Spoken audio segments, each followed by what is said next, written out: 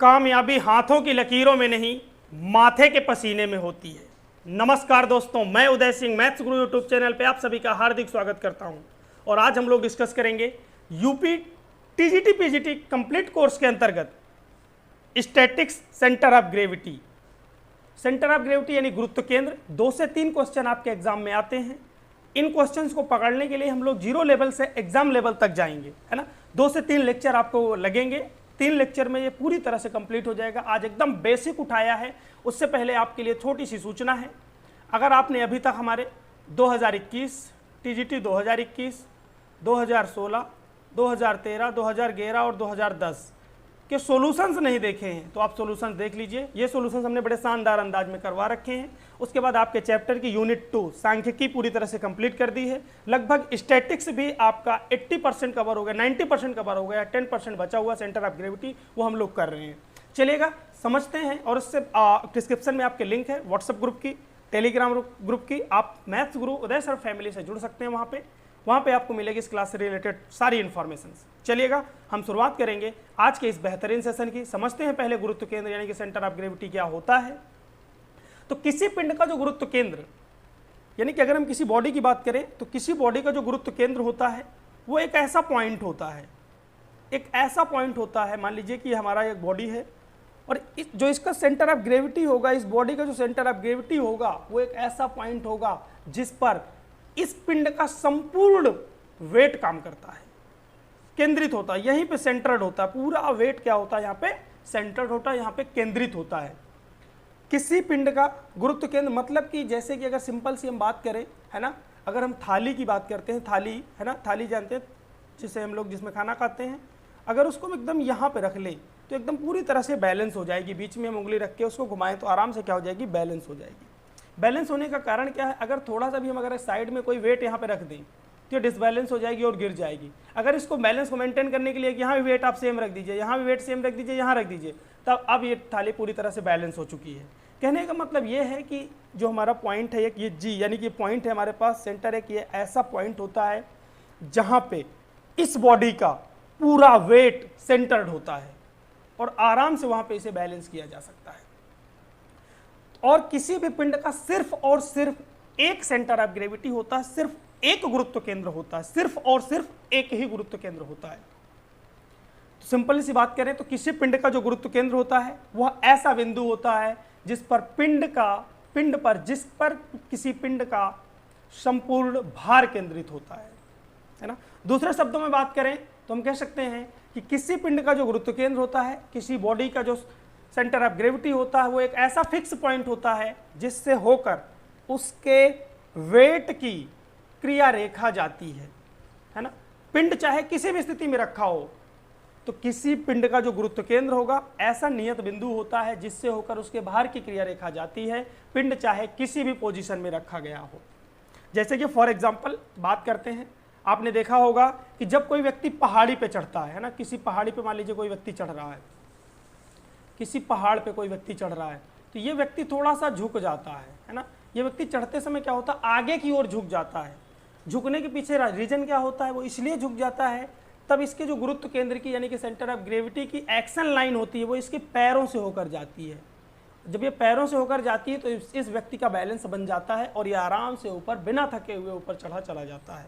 क्योंकि अगर ये सीधा होकर चढ़े तो बड़ा मुश्किल होगा, क्योंकि इसके आधार की क्रिया रेखा तब क्या होगी, कभी इसकी हो सकता है बॉडी के बीच से होके जाए।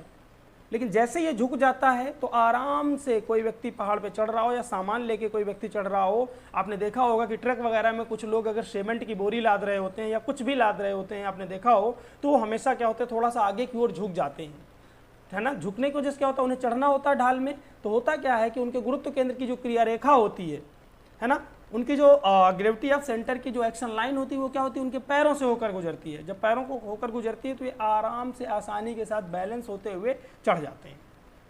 आपने देखा होगा कि एक बड़ा जादू सा महसूस होता है कि पीसा की मीनार झुकी हुई है और गिर नहीं रही, क्यों? इसके पीछे भी रीजन यही है कि सेंटर ऑफ ग्रेविटी, जो इसकी सेंटर ऑफ ग्रेविटी की क्रिया रेखा है, ये इसके बेस से होके जा रही है ना। ये मान लीजिए पीसा की मीनार है, ये पीसा की मीनार है ना, ये पीसा की मीनार है और ये मीनार आधार से क्या है, ऐसे झुकी हुई है ना। क्या है, झुकी हुई है। झुके होने के पीछे रीजन क्या है कि आराम से इसका जो संपूर्ण भार है वो कहाँ पे केंद्रित है, यहाँ पे केंद्रित है, मान लीजिए इसके आधार पे केंद्रित है संपूर्ण भार, तो आराम से बैलेंस बना हुआ और ये मीनार गिर नहीं रही है ना। तो इसके पीछे रीजन यही है हमारा कि पीसा की मीनार जो झुकी हुई है उसके गुरुत्व केंद्र की क्रिया रेखा उसके आधार से होकर जाती है, इसलिए वो नहीं गिर रही है। फिर कह रहा है बाइसिकल से ट्राइसिकल ज़्यादा संतुलित होता है ना।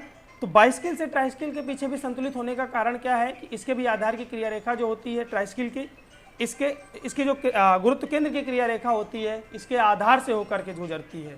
ठीक है, चलिएगा नेक्स्ट देखेंगे। एक पॉइंट है यहाँ पे समझना है हमें, जड़त्वीय केंद्र, इनर्शियल पॉइंट, इनर्शियल सेंटर क्या होता है। किसी पिंड का गुरुत्व केंद्र, देखो समझिएगा, इनर्शियल सेंटर क्या होता है, किसी पिंड का जो गुरुत्व केंद्र होता है पिंड के पृथ्वी के आकर्षण क्षेत्र के अंदर स्थित होने के कारण होता है ना। अगर पृथ्वी के कोई पिंड है हमारा, अगर ये मान लीजिए हमारी पृथ्वी है और ये पृथ्वी में अगर कोई पिंड स्थित है तो जो इसका गुरुत्व केंद्र होता है तो पृथ्वी के गुरुत्वाकर्षण बल के कारण होता है, क्योंकि तब क्या होता है कि इस पिंड के प्रत्येक कण का भार होता है ना। क्या होता है, भार होता है। भार बराबर क्या होता है, W बराबर होता है M इंटू जी, है ना। जी मतलब गुरुत्वीय त्वरण। यदि पिंड को ग्रेविटेशनल एक्सीलरेशन, यदि पिंड को पृथ्वी के आकर्षण, यानी कि इस पिंड को अगर हम पृथ्वी के आकर्षण क्षेत्र से बाहर निकाल दें तो वहां पर पिंड का भार शून्य हो जाता है। इस कंडीशन में क्या होगा, भार जो होगा शून्य हो जाएगा। भाई W बराबर होता है M इंटू जी, है ना। अब पृथ्वी के बाहर हमारे पास एक्सीलरेशन ड्यू टू ग्रेविटी नहीं होगा, यानी गुरुत्वीय त्वरण जी का मान 0 होता है, तो वहां पे भार क्या हो जाता है, शून्य हो जाता है। तब वहां पर पिंड का कोई गुरुत्व केंद्र नहीं होता, परंतु पिंड का जड़त्वीय केंद्र सदैव रहेगा। जड़त्वीय केंद्र किसके कारण होता है, उसके द्रव्यमान के कारण होता है, क्योंकि पिंड का जब तक द्रव्यमान जो कहते हैं बना रहेगा तब तक उसका जड़त्वीय केंद्र, यानी कि जड़त्वीय केंद्र उसका हमेशा रहेगा। लेकिन अगर हम बात करते हैं किसी गुरुत्व केंद्र की और पृथ्वी की सीमा के बाहर जा रहा है, गुरुत्वाकर्षण की सीमा के बाहर जा रहा है, तो गुरुत्व केंद्र का मान शून्य हो जाएगा, है ना। तो गुरुत्व केंद्र वहां पे होगा ही नहीं, यानी कि भार शून्य हो जाएगा तो वहां पे गुरुत्व केंद्र होगा ही नहीं। लेकिन जबकि क्या होगा, जड़त्वीय केंद्र क्या होता है, हमेशा रहेगा। इनर्शियल सेंटर क्या होगा, हमेशा रहेगा, क्योंकि पिंड के द्रव्यमान के कारण होता है इनर्शियल सेंटर। चलिएगा नेक्स्ट एक पॉइंट, बहुत इंपॉर्टेंट पॉइंट इसे देखेंगे। कह रहा एक सरल रेखा में स्थित कणों के निकाय का गुरुत्व केंद्र। मान लीजिए कि कोई सरल रेखा है हमारे पास, कोई सरल रेखा में कुछ पिंड स्थित हैं, है ना। मान लीजिए कि हमारे पास एक सरल रेखा है, सरल रेखा मतलब कि एक स्ट्रेट लाइन है, और इस स्ट्रेट लाइन में हमारे पास W1, W2, W3, W4 dot dot dot dot WN भार के n कण रखे हुए हैं, जो क्रमशः किसी स्थिर बिंदु से एक फिक्स पॉइंट से x1, x2, x3, xn दूरी पे लगे हुए हैं या रखे हुए हैं। तो कणों के गुरुत्व केंद्र की पोजीशन क्या होगी, यानी कि सेंटर ऑफ ग्रेविटी की स्थिति क्या होगी, ये निकालना है। तो समझिएगा, हम मान लेते हैं कि W1, W2, जितने भी हैं, है ना, ये यहाँ से आते हैं, हम लोग यहाँ मानते हैं। देखिएगा यहाँ पे हमने ये मान लिया यहाँ पे कि W1, W2, W3, W1 ये है अपना, W2, W3, ये सब W1 लगे हुए हैं, कहाँ पे, n कण लगे हुए हैं। एक फिक्स पॉइंट हमारे पास O है, O से सारे पॉइंट्स सारे कण लगे हुए हैं, OA1, OA2, OA3, OG, है ना, O4, AN, B। एक छड़ हमारी AB है, AB छड़ है जिसमें एक स्थिर बिंदु हमने लिया है O एक स्थिर बिंदु है जहां से एक कण W1, W2, W3, W4, WN लगे हुए हैं, क्रमशः x1, x2, x3 ये दूरी पे लगे हुए हैं। ये आपके सामने है, W1 है, W2 है, W3 है, O से ये x1 दूरी पे है, ये O से x2 दूरी पे है, ये O से x3 दूरी पे है, और ये G का अभी कोई दिक्कत नहीं, G का हम मान लेंगे। G कितना है भाई, ये O से x बार डिस्टेंस पे है, हमने OG बराबर x मान लिया है। अच्छा, जो G होगा, G क्या है, अभी हम लोगों ने पढ़ा कि ये इसका सेंटर ऑफ ग्रेविटी है, यानी कि गुरुत्व केंद्र है। और आपको पता है कि जो सेंटर ऑफ ग्रेविटी होता है उसमें टोटल भार, टोटल वेट काम करता है, यानी कि इस क्षण में जितने भी बल लगे हुए हैं, जितने भी भार लगे हुए हैं, जितने भी वेट लगे हुए हैं, उन सभी का जो परिणामी होगा, जो रिजल्टेंट होगा उनके भारों का, उनके वेट का जो रिजल्टेंट होगा वो इस G पॉइंट पे लगा होगा। यानी कि G पॉइंट पे कौन कौन से बल हो जाएंगे, W1, W2, W3, W4 सबको प्लस कर देंगे, प्लस WN, है ना। चलिएगा, अब हमें करना क्या है, हम लेंगे यहाँ पे बिंदु O के परितः बलों के आघूर्ण, है ना। बिंदु O के परितः बलों का आघूर्ण लेंगे, जो किसके बराबर होगा, बिंदु ओ के परितः बलों का आघूर्ण, किसी बिंदु के जो परितः परिणामी का आघूर्ण होता है ना, ये परिणामी हमारा ये जी है, परिणामी का जो आघूर्ण होता है, जितने भी हमारे पास ये कंपोनेंट फोर्स लगे हुए हैं, है ना, कौन सा W1, W2, W3, भार भी एक प्रकार का फोर्स ही होता है, W4, W ये कंपोनेंट फोर्स लग रहे हैं, तो इनका क्या करना है, हमें आघूर्ण निकालना है, इनका हमें टॉर्क निकालना है, फिर उनका सम कर देना है। तो किसी बिंदु के परितः जो टॉर्क का रिजल्टेंट होता है वो किसके इक्वल होता है, कंपोनेंट के रिजल्टेंट के सम के इक्वल होता है। तो चलिएगा पहले करते हैं हम यहाँ पे रिजल्टेंट का आघूर्ण लेते हैं। तो आघूर्ण यानी कि टार्क बराबर क्या होता है, फोर्स इंटू परपेंडिकुलर डिस्टेंस, है ना, बल की क्रिया रेखा के बीच की लंबिक दूरी। तो चलिएगा यहाँ पे देखते हैं, पहले तो फोर्स ले लो, फोर्स कौन है, W1 है, प्लस कौन है, W2 है, परिणामी का निकाल रहे हैं हम, W3 है, plus dot dot dot dot WN है। अच्छा, इनके बीच की जो लंबिक दूरी है OG, है ना, लंबिक दूरी क्या होगी, OG। देखो एक फिक्स पॉइंट हम O से लेंगे, सारी डिस्टेंस O से G तक की डिस्टेंस कितनी है, x bar is equal to, फिर अब क्या करना है, हमें टॉर्क ही लेना है, आघूर्ण ही लेना है। पहले लेंगे हम W1 का आघूर्ण O के परितः, फिर लेंगे W2 का, फिर W3 का, W4 का, WN का, वही सेम कंडीशन होगी, है ना, बल गुणे सबका सम कर देना, बाद में क्या हो जाएगा, बल गुणे क्रिया रेखा के बीच की दूरी। तो OA1 कितनी है, x, तो कितना हो जाएगा, ये W1 और ये हो जाएगा x1, W1 x1, प्लस इसी तरह हो जाएगा ये W2 into x2, W2 into x2, plus dot dot dot dot कहाँ तक जाएगा, WN इंटू XN तक, divided by sum of forces, है ना, सभी बलों को जोड़ दिया जाएगा। क्या हो जाएगा यहाँ पे, सभी को हम क्या करेंगे, हाँ ये तो हो गया, ठीक है, वो बाद में जुड़ेगा, कोई बात नहीं। ये आ गया हमारे पास, है ना, ये क्या हो गया भाई, ये हो गया परिणामी का आघूर्ण इधर वाला, और ये क्या हो गया, इसके कंपोनेंट फोर्सेस का टार्क हो गया, है ना, उसका सम हो गया। ये दोनों इक्वल होते हैं। अगर ओ बिंदु के परितः हम लोग टॉर्क लेंगे, ओ बिंदु के परितः अगर हम बल आघूर्ण लेंगे, तो क्या होगा, परिणामी का आघूर्ण बराबर होगा इनके घटकों के आघूर्णों के योग के बराबर। ले लिया हमने।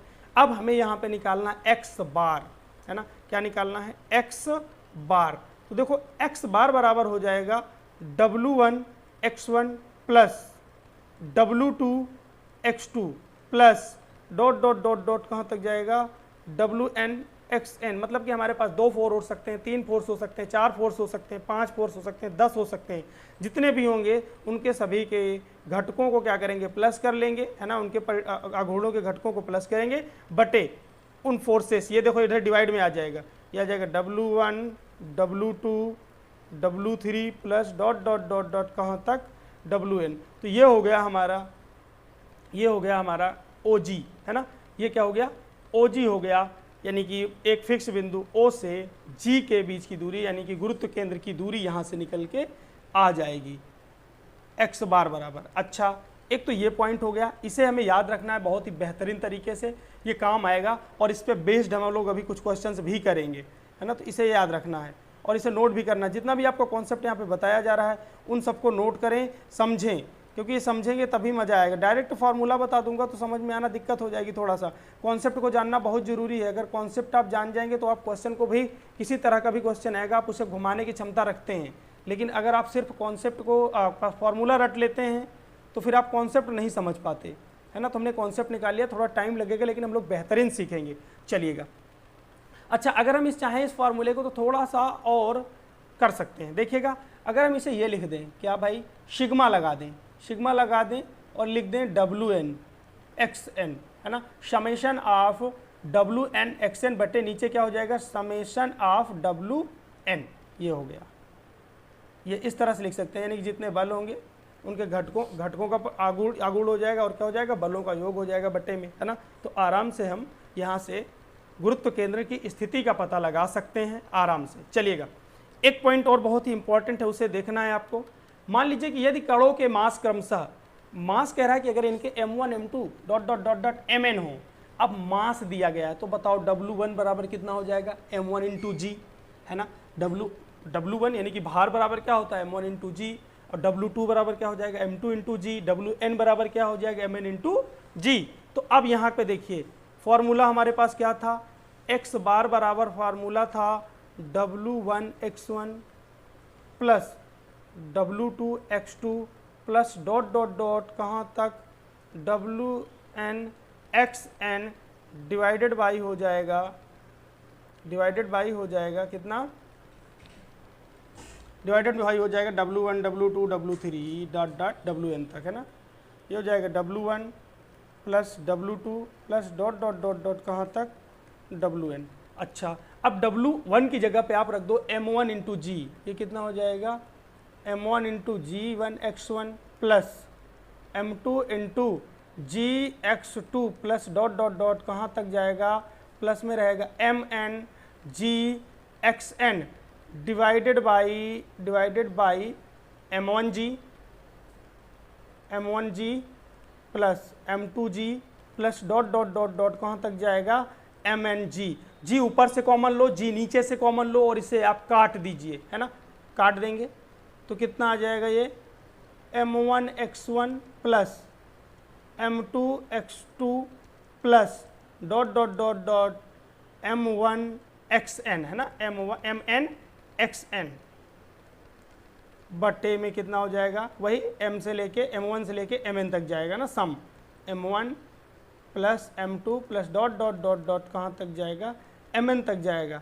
मतलब कहने का वही है कि सीधा सीधा हमको द्रव्यमान को, है ना, लांबिक दूरी से मल्टीप्लाई करना है और सभी का सम कर देना है।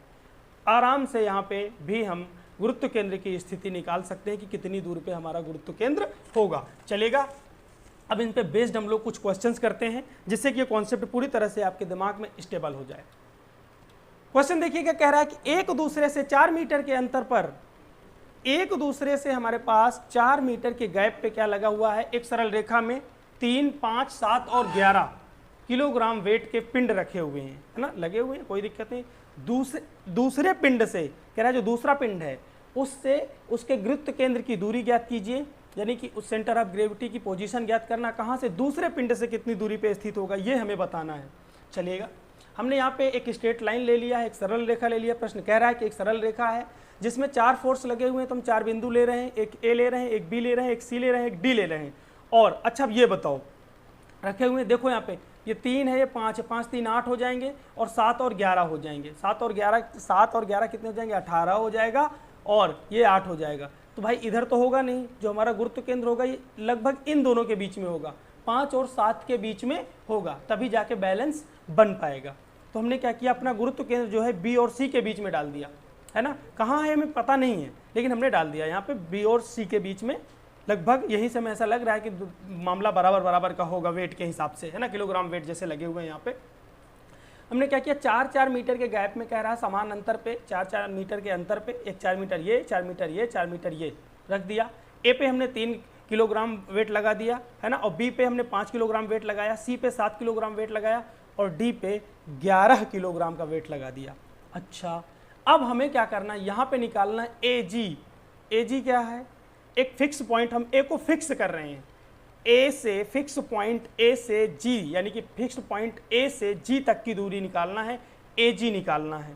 तो एजी बराबर क्या होगा, मैंने आपको क्या बताया पहले, है ना, जो फिक्स पॉइंट है उससे हमें दूरी लेना है। अब देखो यहाँ पे फिक्स पॉइंट पे कितना, 3 किलोग्राम वेट लगा हुआ है, ये लो 3 किलोग्राम वेट, 5 किलोग्राम वेट और 6 किलोग्राम वेट, ये हो गया 7 किलोग्राम वेट, है ना, अब लगा हुआ है। अब देखिए 3 किलोग्राम वेट जो है पॉइंट ए से कितनी दूरी पे लगा है, तो पॉइंट ए से ये 0 डिस्टेंस पे है क्योंकि पॉइंट ए पे ही लगा है, प्लस अगला वाला कितना हो जाएगा, 5 kg का वेट है, 5 kg, देखो ए से कितना लगा हुआ है, कितनी दूरी पे है, 5 kg, 4 मीटर, दोनों के बीच की देखो ए बी की ए से दूरी कितनी है, 4 मीटर, तो ये 4 आ गया यहाँ पे, प्लस अगला कितना है 7 गुणे, अब देखो हमारा जो पॉइंट सी है यानी कि जो 7 kg का वेट है, ए से कितनी दूरी पर है, 4 ये 8 दूरी पर है, तो ये 8 हो गया, प्लस अगला वाला है हमारे पास 11 किलोग्राम। अब देखो 11 किलोग्राम वाला वेट कितनी दूरी पे है, 4 4 8 4 12, है ना, 12 हो गया, डिवाइडेड बाई सभी फोर्सेस का सम,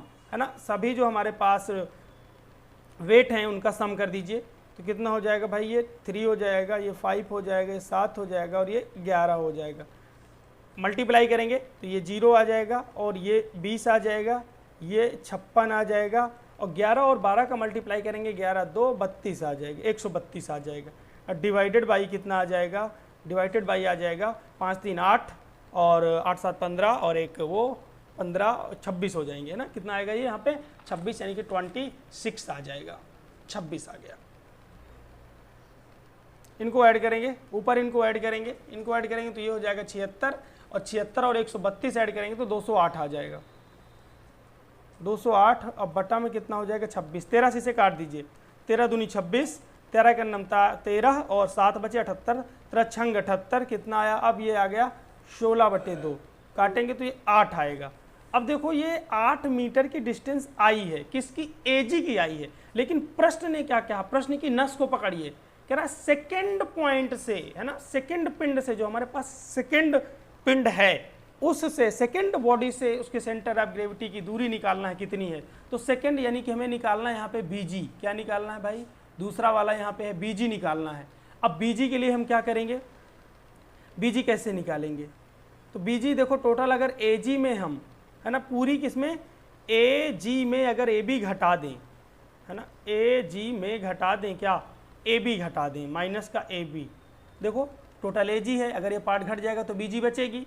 एजी कितनी आई है 8 मीटर, ए बी कितनी है 4, घटाएंगे तो कितना आ जाएगा भाई, ये 4 मीटर आ जाएगा, 4 मीटर हो जाएगा, 4 मीटर पे है ये, है ना। कौन सा ऑप्शन सही हो जाएगा यहाँ पे, पहला ऑप्शन करेक्ट हो जाएगा, यानी कि दूसरे पिंड से जो उसके सेंटर ऑफ ग्रेविटी की डिस्टेंस है वो कितनी है, 4 मीटर है। तीसरे से कहता तब भी ऐसे निकाल देते, चौथे से कहता तब भी निकाल देते, तो जिस पिंड से कहेगा आराम से उसे हम वहाँ पे निकाल देंगे। चलिएगा नेक्स्ट क्वेश्चन देखेंगे, क्वेश्चन नंबर 2।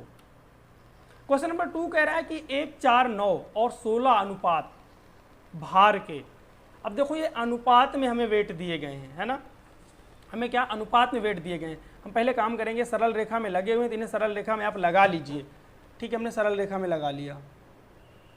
अनुपात में बात हो रही तो हम अनुपात में W लगा लेंगे, एक रेशियो मानना बहुत, कांस्टेंट रेशियो मानना बहुत जरूरी है ना। ये कितना हो गया भाई, 1 W हो जाएगा।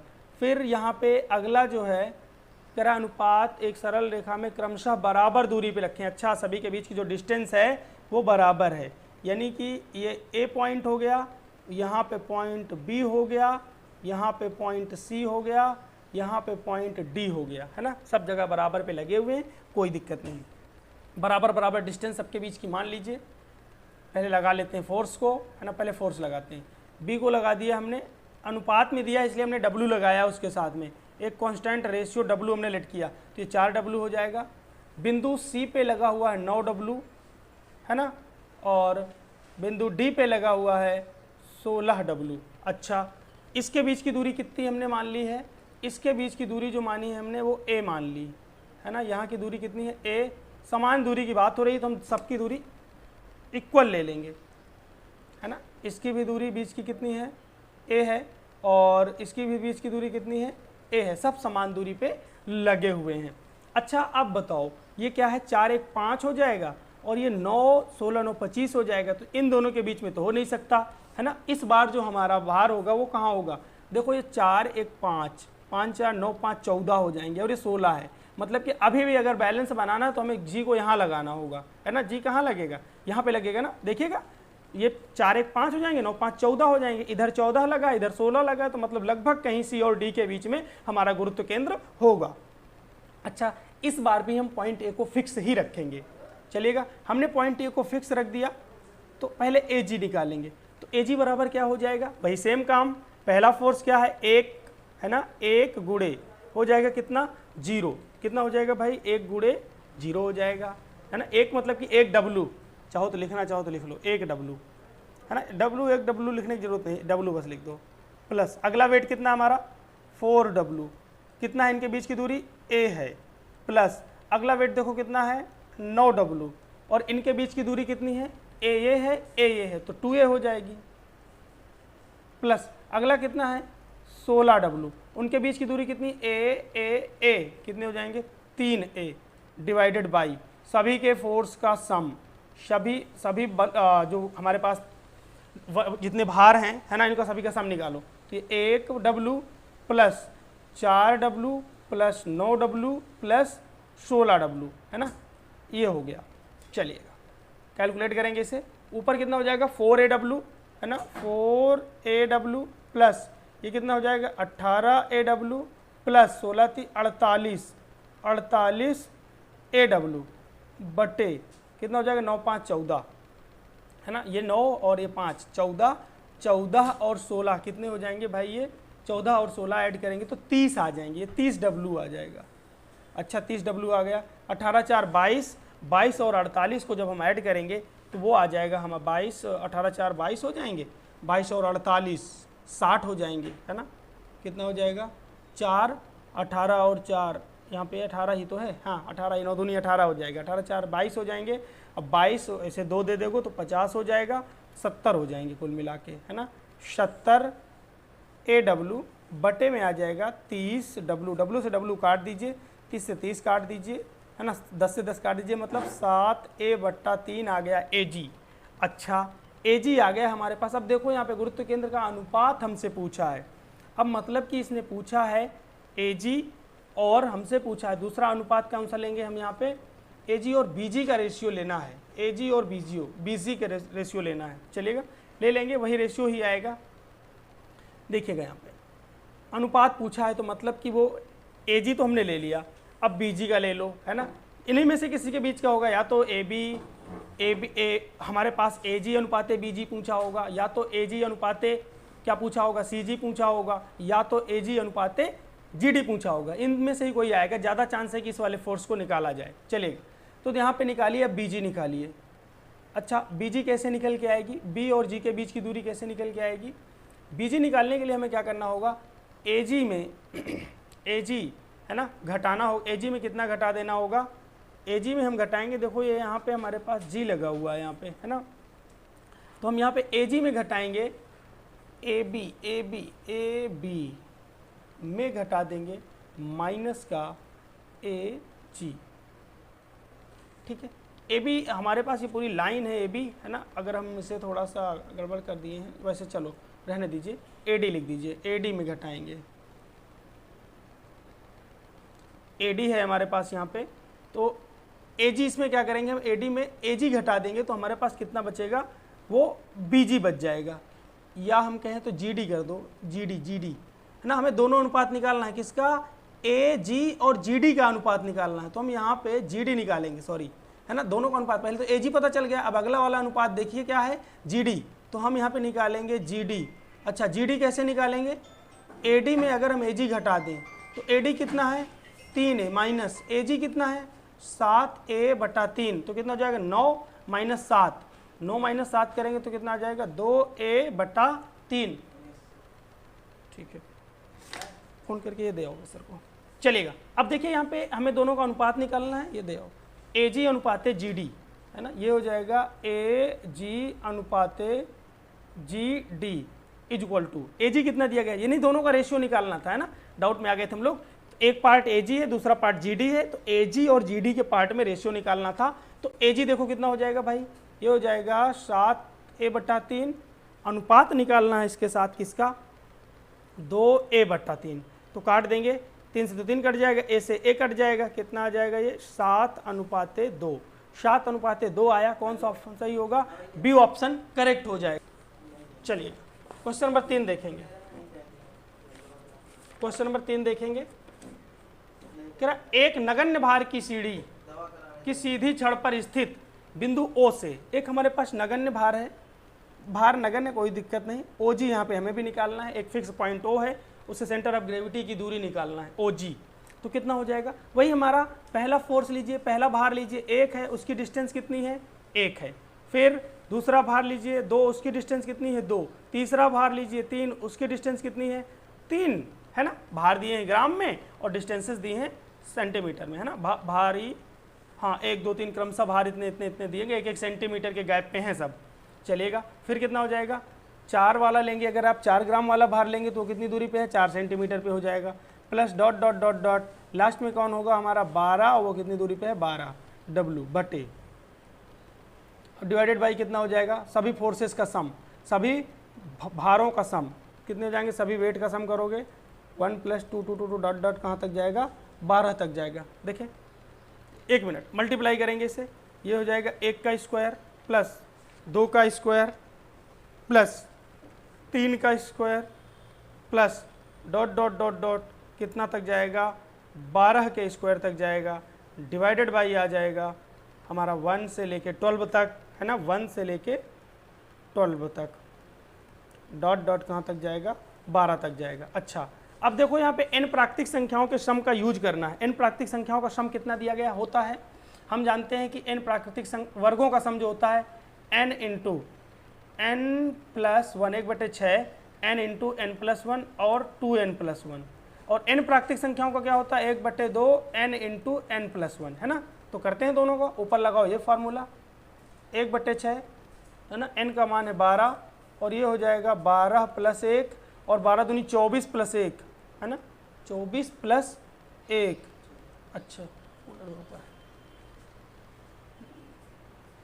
इस बॉक्स में कूलर में रखिए यहाँ पे, तो कितना हो जाएगा ये हो जाएगा 1/2 n कितना है हमारा 12 है, और ये कितना है 12 प्लस 1, 12 प्लस 1 से 12 प्लस 1 काट दीजिए, 12 से 12 काट दीजिए और इससे काट दीजिए, 3 बचेगा यहाँ पे। कितना हो गया भाई, ये 24 1 25 हो जाएगा, 25/3, है ना। कितनी डिस्टेंस है यहाँ पे, 25/3 है ना। गुरुत्व केंद्र की दूरी कितनी है, 25/3, 25/3। चलिएगा यहाँ पे समझेंगे क्वेश्चन नंबर 4 को। क्वेश्चन नंबर 4 कह रहा है कि एक भारी छड़ के 2 भाग हैं जिनकी लंबाइयों का अनुपात 3:5 है और उनके भारों का अनुपात जो दिया गया है, भारों का जो अनुपात है वो 3:1 है। तो छड़ का गुरुत्व केंद्र ज्ञात कीजिए। अब देखो 3:5 अनुपात दिया गया है, तो हम क्या करेंगे, पहले तो पूरी छड़ मान लीजिए। देखो यहाँ पे ए बी हमारी क्या है, एक छड़ है ना, ए बी एक छड़ है,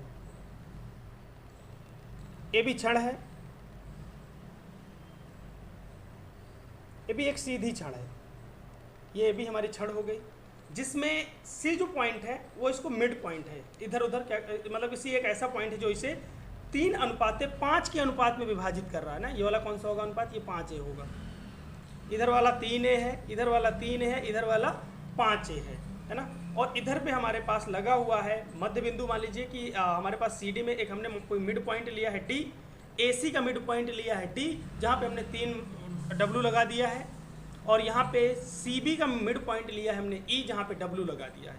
और एक पॉइंट चूंकि क्या है 3 इधर वाला होगा ज़्यादा, तो C के इधर ही होगा हमारे पास पॉइंट G, जहाँ पे G हमारा क्या होगा, ग्रेविटेशन सेंटर होगा, है ना, सेंटर ऑफ ग्रेविटी होगा। चलिएगा समझते हैं। तो कि हमें AG निकालने के लिए ज़रूरत पड़ेगी, पहला तो AD चाहिए हमें, फिर AD के बाद हमें चाहिए यहाँ पे AE। तो पहले हम निकालेंगे यहाँ पे AD, है ना, AD। तो देखो AD बराबर कितना हो जाएगा, ये मिड पॉइंट है किसका, AC का मिड पॉइंट हमने D पे लगाया, इसे AD को लगाया है कहाँ पे, AC के मिड पॉइंट पे। टोटल AC दी गई है हमारी 3A, तो मिड पॉइंट ये कितना हो जाएगा, ये हो जाएगा 3A/2। और इसी तरह से हम निकालेंगे AE बराबर कितना हो जाएगा, देखो यहाँ पे ये 3A हो जाएगा, और ये हमारी CB जो है 5 है, तो CE कितनी हो जाएगी, यानी कि हम AE को अगर लिखना चाहें तो हम AE को लिख सकते हैं क्या, AE को लिखेंगे AC प्लस CE, है ना, और CE क्या हो जाएगी 5/2 हो जाएगी, और ये हो जाएगी 3A प्लस 5/2A। अच्छा, 3 ये हो जाएगी 6 5 11/2A, है ना, 11/2A आ गई AE। अब आप निकाल दिए AG, निकाल दीजिए, कोई टेंशन नहीं, बिल्कुल बिंदास आराम से निकालेंगे इसे, देखिएगा। यानी कि AG इक्वल टू क्या हो जाएगा, 3W, बल्कि क्रिया रेखा के बीच की दूरी कितनी है, डिस्टेंस कितनी है AD, है ना, परपेंडिकुलर डिस्टेंस कितनी है AD, प्लस अगला वाला W लीजिए, कितना है ये AE, बटे में दोनों भारों का सम, दोनों का सम निकाल दीजिए, दोनों का योग, तो कितना हो जाएगा, ये हो जाएगा 3W प्लस W। अच्छा, ये हो गया 3W गुणे AD कितना दिया गया है 3A/2 प्लस ये है W, AE कितना दिया गया है 11/2A। तो ये 9 हो जाएगा, 11 और 9 हो जाएंगे 20, 20/2 ऊपर आ जाएगा 10A, नीचे कितना आ जाएगा 4, यानी कि ये आ जाएगा 10A/4, 5A/2, 5A/2।